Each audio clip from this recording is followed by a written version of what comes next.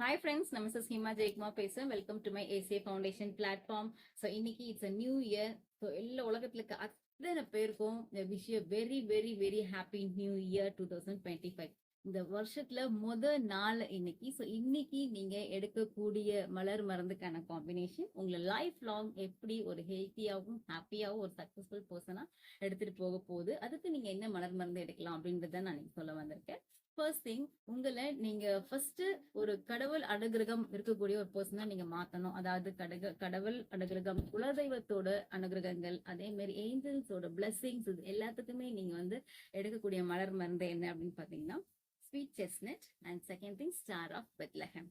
And next என்ன அப்படின்னு பாத்தீங்கன்னா நீங்க அதிகமான ஒரு சந்தோஷமா இருக்கிறதுக்காகவும் நீங்க செய்யக்கூடிய எல்லா வேலைகளையும் உங்களுக்கு ஹாப்பினஸ் கிடைக்கிறதுக்காகவும் நீங்க எடுக்கக்கூடிய மலர் மருந்து என்ன அப்படின்னு பாத்தீங்கன்னா that is a wild rose and vervain.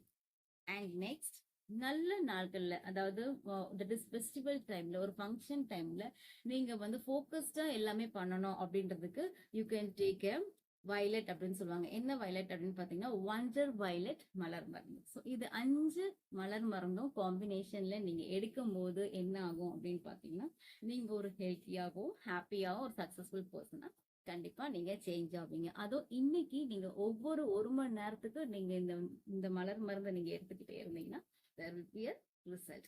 So இப்போ நான் சொன்ன விஷயம் உங்களுக்கு புரிஞ்சிருக்கும்னு நினைக்கிறேன்.